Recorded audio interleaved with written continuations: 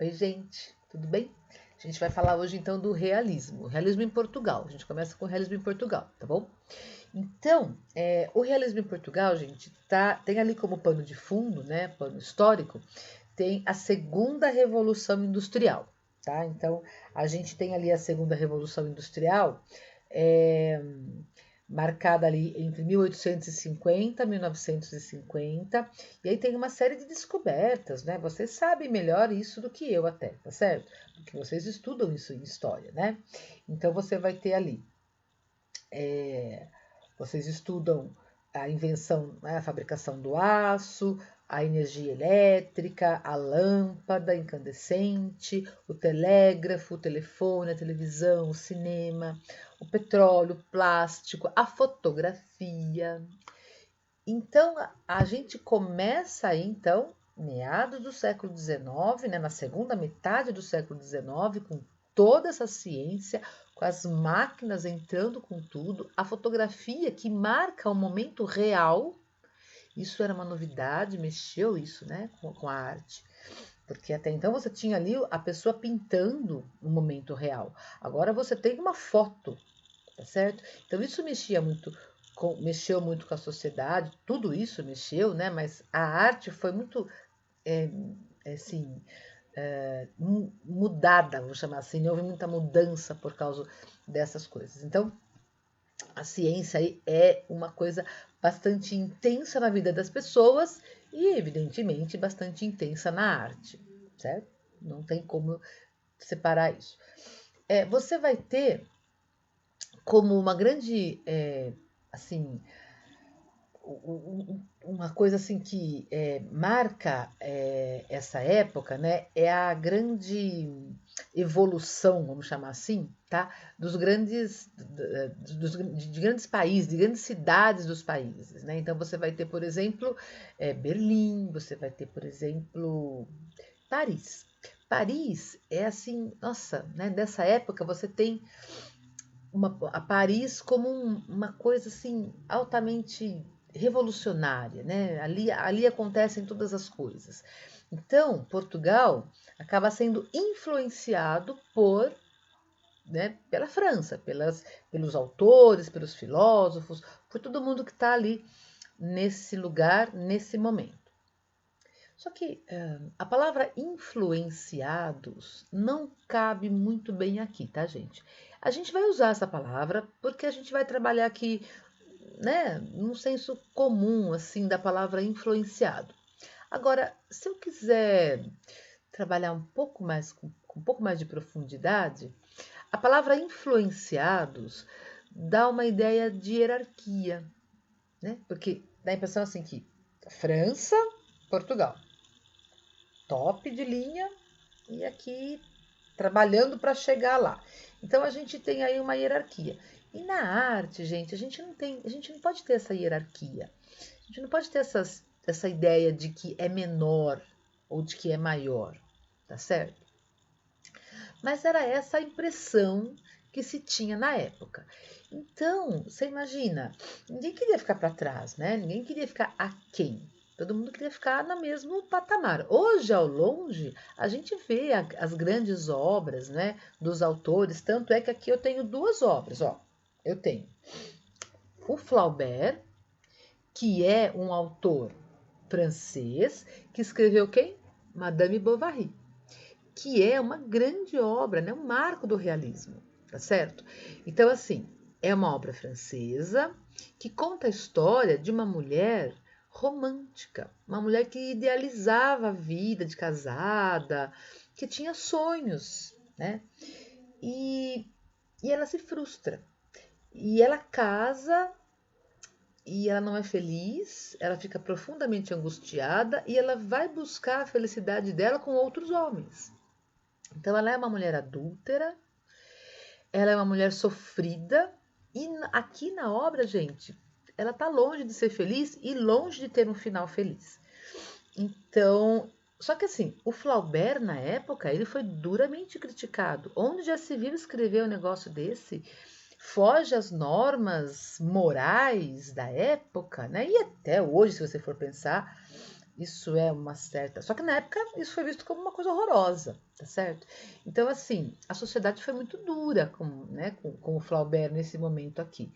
Tanto é que ele sofreu aqui castigos, aqui, né, sanções, porque transgrediu mesmo, né? Tinha aqui toda uma censura, tá certo?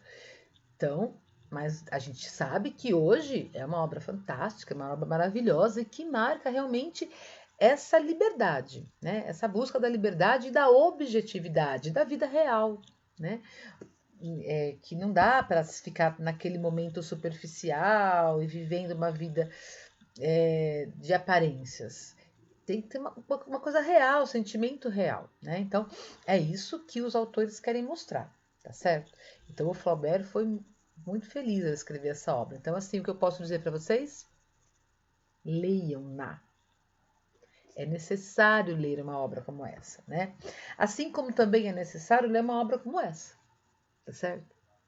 Porque é imprescindível a gente entender a arte da época. Eu só vou conseguir entender a arte da época na hora que eu ler um livro desse, certo? Porque senão, gente, a gente foge do foco. Porque literatura é leitura, é livro, não é história. História é maravilhoso. Então eu tenho que falar um pouquinho de história para contextualizar, para vocês lembrarem. Ah, eu estudei isso lá com a professora de história, com o professor de história. Eu estudei, mas eu preciso agora entrar na leitura para poder entender a cabeça das pessoas daquela época, entender a arte daquela época. Mas por que eu preciso aprender isso, professora? Porque a gente entende o sentimento das pessoas, o pensamento das pessoas da época, tá certo? Então, por exemplo, a Madame Bovary, a gente tem muitas análises literárias aqui nas nossas ferramentas, YouTube e tudo mais, que analisam essa obra, dizendo que, na verdade, ela é um reflexo das mulheres da época, né? Que os casamentos arranjados, aquela coisa, a mulher não estava feliz, mas tinha que estar sempre sorrindo, feliz, pronta para o marido, sabe aquela coisa? Então, assim, isso era sabe? Então, assim, e aí ele vem e coloca isso na cara das pessoas, né? Não, não pode. Então, assim, é uma evolução, né? No sentido de que entender o sentimento das pessoas. Então, para você entender isso, você precisa, né, sentar. Não tem como. Sentar e ler, certo? É deitar, você vai dormir. Então, senta e leia. Bom, o romantismo, então, era uma coisa que estava em decadência, certo? Mas eu tinha ali alguns autores que ainda gostavam, que ainda achavam que isso funcionava, que eram os autores mais tradicionais. Um exemplo deles era o Antônio Feliciano de Castilho, que a gente chama de Castilho. Esse autor era um autor assim mais tradicional, e aí ele foi chamado ali para fazer o pós-fácil, né? Então a gente tem assim nos livros, a gente sempre tem ali um prefácio, não é esse. A gente tem ali um prefácio, né? E um pós-fácil. Tá difícil aqui. Vamos fazer quanto que isso aqui é um prefácio e no final um pós-fácil, tá certo? Nem todo livro tem, mas é muito comum que tenha. Então ele fez ali um pós-fácil num livro chamado Poesias da Mocidade, de um outro autor. E ele faz duras críticas aos autores realistas, ele faz duras críticas aos autores mais jovens, tá certo? Que escrevem ali com essas características realistas. E aí, gente, ele escreve o pós-fácil, só que ele menciona o Antero de Quental no pós-fácil dele. E o Antero de Quental não gostou muito da ideia, então ele responde, né? Então ele responde numa carta aqui chamada Bom Senso e Bom Gosto, tá? Eu vou ler um trechinho dessa carta para vocês. Lá do comecinho, peraí, deixa eu chegar lá. Vou mostrar aqui para vocês. Eu estava lendo e eu deixei ela. Ela é gigante, gente. Ela é bastante gigante mesmo. Mas é muito linda da gente ler, tá? Aqui. Então, esse daqui né? Obras do Antero de Quental, tá vendo? Daí a gente vai ter várias obras dele, né? A gente tem várias obras dele. Eu vou ler aqui, ó, tá vendo? Ó? Bom senso e bom gosto, tá vendo? Acho que é a terceira linha. Aí. Bom senso e bom gosto. Carta ao excelentíssimo senhor Antônio Feliciano de Castilho. Então, eu vou clicar aqui, fazendo propaganda, mas é tão bom isso aqui, gente. Então, assim, ó, aqui é a carta, tá vendo? Dá uma olhadinha aí. Então, eu vou ler só esse pedacinho. Então, ele fala assim, ó.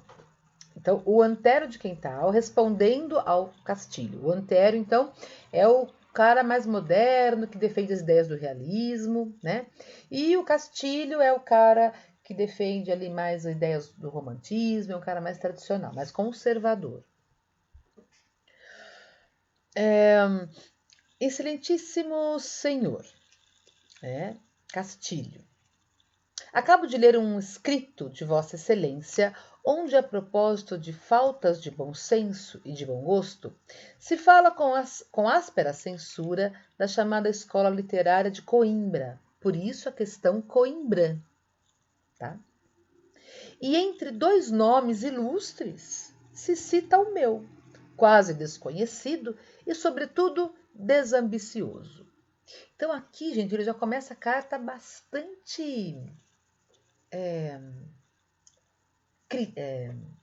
irônico, me fugiu o nome, bastante irônico, tá certo? Então você vai ter aqui essas discussões, né? Você tem muita discussão, porque tem muita gente que está de um lado, mais tradicional, mais conservador, e muita gente do outro lado, né, com ideias novas, pensando ali numa nova arte, novos comportamentos sociais estão surgindo e isso está sendo verificado, observado pelos autores, pelos artistas, porque a arte percebe isso, né? Ela percebe essas mudanças, assim. Então, ela vai registrando essas mudanças, tá certo? Então, quando a arte começa a sofrer uma mudança, assim, as pessoas mais tradicionais, as pessoas mais conservadoras, que não são passíveis aqui de serem melhores ou piores, ou os mais jovens, os mais serem melhores ou piores. Só que a tendência, né, gente, é você ter aí uma mudança. A mudança, ela é sempre inevitável. Então, tem aquelas pessoas que aceitam a mudança com mais rapidez e assimilam e se engajam naquilo. Aliás, o realismo tem sim uma literatura engajada, né? Uma literatura que quer mudanças, tá certo? E tem aquela literatura que já vinha vindo e carrega ali com ela as tradições. Então, aqui na carta, por exemplo, em alguns momentos, assim, ele fala inclusive dos cabelos brancos, né? Do Castilho, que ele fala assim, esses cabelos brancos, aí embaixo da sua cabeleira não tem muita coisa, sabe? Então, ele vai mostrando aí realmente que ele tá bravo, que ele acha que tem que mudar, né? Então, o realismo em Portugal está muito, né, forte nessa questão aí das mudanças, da segunda revolução industrial, tá certo? Então, a gente vai ter aí agora uma